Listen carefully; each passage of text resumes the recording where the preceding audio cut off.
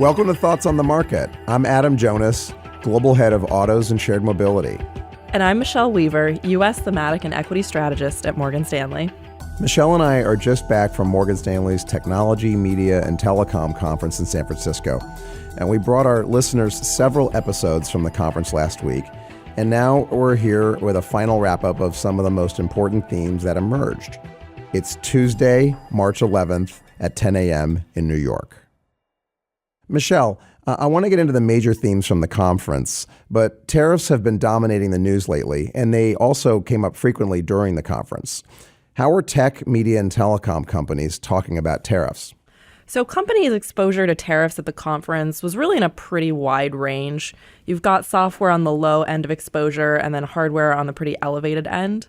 And most companies talking about tariffs tried to strike a fairly positive tone, and they think it's really a risk that they can manage through.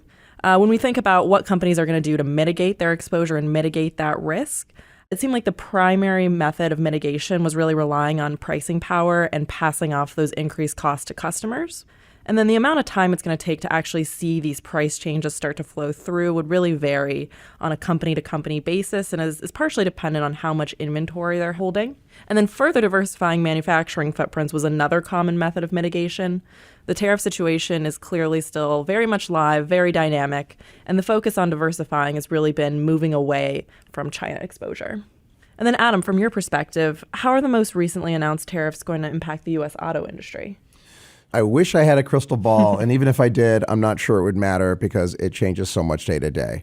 I don't think you have to read the book, The Art of a Deal, to understand some of the nuanced negotiating strategies that we're dealing with here right now. And I would say this, though. There is opposition from all channels of the auto industry to tariffs on Mexico and Canada. That includes suppliers, dealers, and OEMs. From our perspective, what we're telling clients is we think that by the end of the year, we're probably talking about something other than tariffs. The tariffs in Canada and Mexico affecting 4 million vehicles and some of the higher value-added vehicles like cars and trucks would add a real severe inflationary impact on a consumer that's already really stretched on the auto side. So that would, Michelle, to put numbers on it, it would take monthly auto payment from an already record high of like $750 a month and take it potentially well above $800 a month. It would take the average price of a car up order of magnitude 5, 6, in some cases 10%. And I don't think the auto consumer is strong enough for that. If these things were put in place, you'd have 15 million SAR in play, down from 16.2, 16.3 million last year. So I don't want to say it's a full bluff, but let's call it an aggressive negotiating strategy that's very likely to change. Mm-hmm. Widening the lens beyond tariffs, Michelle, you've been at this conference for the past several years. How have conversations around AI evolved since the launch of ChatGPT in November of 2022? Yeah, so if I think back to 2023, there was a lot of excitement around AI, but we didn't see a lot of concrete plans for adoption yet, and there weren't many AI tools ready for prime time. Then in 2024, we started to see more AI adoption use cases, but they were concentrated in easier to implement solutions, things like chatbots, coding assistance tools. And then when I think to what we saw this year, it's been a lot more unique, more business-specific use cases and methods of AI adoption. I think a good example here came from eBay. They've introduced AI-enabled features on both the supply side and the demand side. So for sellers, they introduced a feature called Magical Listing, where you can just take a picture of something you have, and then the tool fills in a description, a title, and other details, and then creates a draft listing that's ready to upload. It makes it way easier for you to sell stuff on the platform. Then on the demand side, they've launched a feature called Shop the Look, which allows users to much more efficiently filter through a ton of unique listings. They can put in their size preferences, style preferences, and then it recommends things that it thinks you'll like. I think I could use a lot of help with that, actually, on Shop the Look. Agentic AI is a very big topic this year. Our listeners may remember you had a conversation with Keith Weiss on earlier this year on that topic. Have you been hearing about any interesting use cases at the conference on this topic? Absolutely. AI agents have been a big topic at the conference, especially within software presentations. And just to remind everyone, an AI agent is something that is able to go off and think through a bunch of different steps. It has more complex reasoning abilities than some of the other AI tools you might be familiar with. And one really compelling example of an AI agent use case here came from Salesforce about resolving a delivery. So you had a delivery driver. They were trying to deliver a package, and the address on the label didn't exist. So they didn't know what to do. They couldn't deliver it. They called in, they left a voice message, and then they just read off the numbers they saw in the package and any information they had on the box. From just this voice message, the agent was able to listen and understand the situation, go through multiple systems with the numbers and the references that the delivery driver provided, and then match that information they had on the label to find the order and then propose a plan to the delivery driver to contact the customer to keep the box moving. And all this happened in a minute. So that's a pretty good example of more sophisticated reasoning, and the input there was just a voice message. So that's much different from just interacting with a chatbot on a website. And then Adam, for you, we heard a lot of talk around autonomous vehicles, or AVs, at the conference. What are some of your key takeaways there for how AV adoption and innovation is progressing? One of the really cool things about the conference this year is there were so many Waymo vehicles just driving around the streets of San Francisco. And before the conference, I would ask my clients, hey, who's used a Waymo? And very few hands went up. But then after a couple of days, almost all my clients had experienced Waymo, and it was like a revelation. You kind of become evangelized when you get in a car with no driver. You're driving very safely around the town, running your errands or seeing the sights or getting to a meeting. And you realize the future is here right now. This is not science fiction. This technology exists. Waymo has well over 1,000 vehicles on the road. Brian Nowak and the internet team has a really nice city-by-city forecast model going out to 2030, showing the expansion of that to, I think, close to 30,000 vehicles by the end of the decade. So there's this real competition now between key players in tech, between some of the more advanced electric and autonomous car companies such as Tesla and others.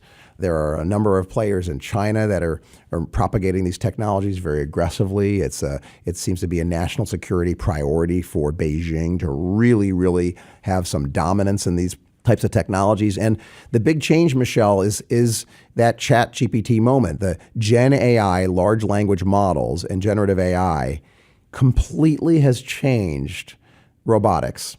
It means that these cars can now learn by imitating and watching in a continuous loop, end to end, whether you're using radar, LiDAR, cameras, a combination of all three.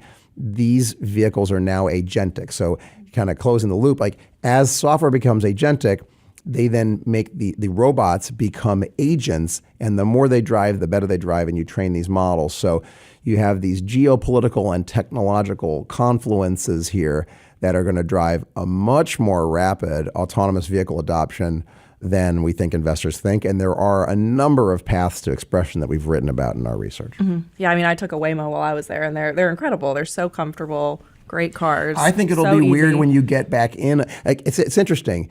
Investors first say, wow, I feel it's kind of weird being in a car without a driver. Then after a little while of doing it, and you talk to our clients in San Francisco, they think it's weird to get in a ride-sharing car with a human. Like that's weird. Yeah, excited to see when it'll be here. Another thing you've written a lot about are humanoid robots. That is, robots that take a human form factor, which make them suitable for a huge range of applications. What was the most exciting humanoid innovation or discussion you had at the conference? This is a revelation. History books are going to be written about this time when the machines started to make the machines, and some of them looked like us. Not all of them will, but some of them will. And they look like us because we're, meat bots, if you will. There's 8 or 9 billion of us all over, and they can learn by watching us do things. And, each of the Mag 7 individually has a robotics angle, which our teams have written about so eloquently. For me, it was when I went down into the Bay Area and visited a very pretty well-established humanoid robot company, a private company.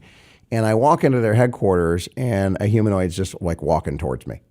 And then I kind of walk a little further, and there's like 12 more, doing some tasks. And then I see some workers with like a humanoid, like a hand, training a humanoid hand how to work. And then you turn around the corner and you see the next generation, and they're wearing these outfits and they're doing all sorts of tasks. And I'm just like walking around. This is crazy. It's crazy, but it's happening, right? There may be hundreds of humanoid robotic companies in China. There's a well-established supply chain. You're going to see dozens of humanoid efforts in the United States, from very, very well capitalized tech firms that have the chops on the compute and the data collection and the infrastructure. And then you're going to see some startups that you never heard of. So this is all happening. Again, geopolitical forces are driving this too. Any advancement in the state of the art of a Waymo or autonomous car is helping to train the same computer systems and inferences and sensors that are also used in humanoids. As the humanoids get better, then you might have advancements in drones and aviation. And then as like space advancements in space and telecommunications and cybersecurity start going, it's just like a flywheel now. Mm-hmm. And even though you can measure this robot revolution in decades, the next 5 months, 6 months, you're going to have consequential capital formation. And I'm just super privileged to be with you and this platform at Morgan Stanley to help our clients navigate this at such an interesting time and consequential time for markets and for the world.